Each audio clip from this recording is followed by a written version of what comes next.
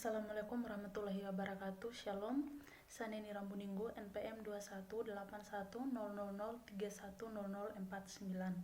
Di sini saya akan membahas tentang artikel. Pengertian artikel menurut Kamus Besar Bahasa Indonesia adalah artikel merupakan karya tulis lengkap, misalnya laporan berita, surat kabar, dan sebagainya. Untuk mengetahui lebih dalam tentang artikel, berikut ini adalah beberapa dari pengertian artikel menurut para ahli. Yang pertama, menurut Ikhtisar Baru, artikel adalah karangan prosa dalam media massa yang membahas pokok masalah secara lugas. Dan yang kedua, menurut Tartono, pengertian artikel adalah sebuah karangan atau prosa yang dimuat dalam media massa yang membahas isu tertentu, persoalan atau kasus yang berkembang dalam masyarakat secara lugas.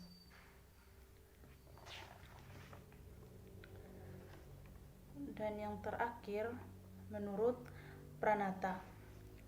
Menurut Pranata sendiri mengartikan artikel sebagai karya tulis atau karangan non-fiksi, karangan tak tentu panjangnya, karena yang bertujuan untuk meyakinkan, mendidik, atau menghibur. Sarana penyampaiannya adalah surat kabar, majalah, dan seterusnya.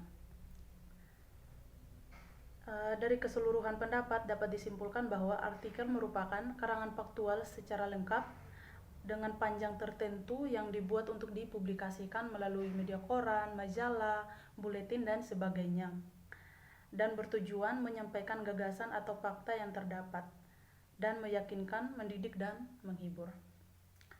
Yang kedua, berdasarkan penulisnya, artikel dibedakan menjadi dua macam. Yang pertama, artikel redaksi. Redaksi ialah tulisan yang digarap oleh redaksi di bawah tema tertentu yang menjadi isi penerbit. Dan yang kedua, umum.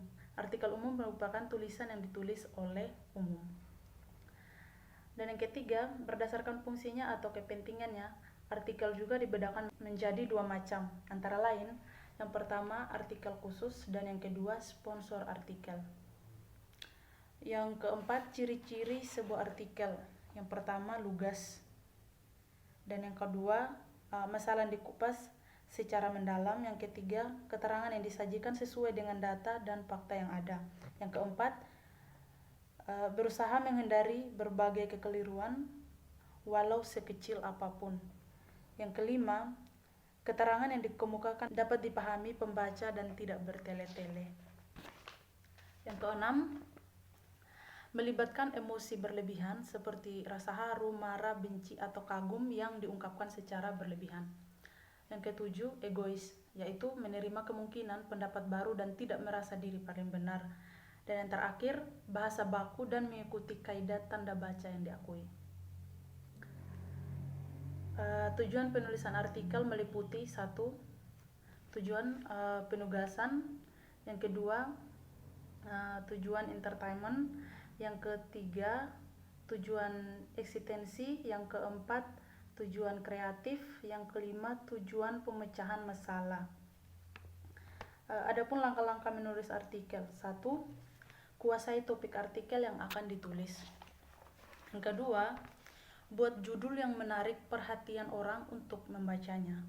Yang ketiga, buat garis besar tulisan. Yang keempat, buat tulisan yang langsung pada poin. Yang kelima, buatlah sebuah kesimpulan di akhir kalimat. Dan yang terakhir, cantumkan sumber tulisan.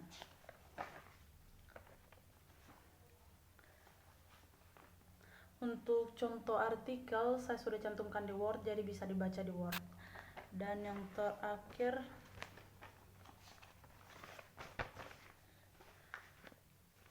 terakhir itu kesimpulan. Nah, di sini dapat disimpulkan bahwa pengertian artikel adalah sebuah karangan atau prosa yang dimuat dalam media massa yang membahas isu tertentu, persoalan atau kasus yang berkembang dalam masyarakat, serta bisa juga sebagai karya tulis atau karangan non-fiksi, karangan tak tentu panjangnya. Artikel berfungsi untuk meyakinkan, mendidik, dan menghibur.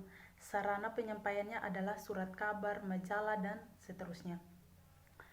Dengan wujud karangan berupa berita atau karkas, dengan adanya fungsi di atas, serta dengan adanya artikel dapat mengkritik para sastrawan atau penulis untuk membuat karya sastra yang lebih sempurna.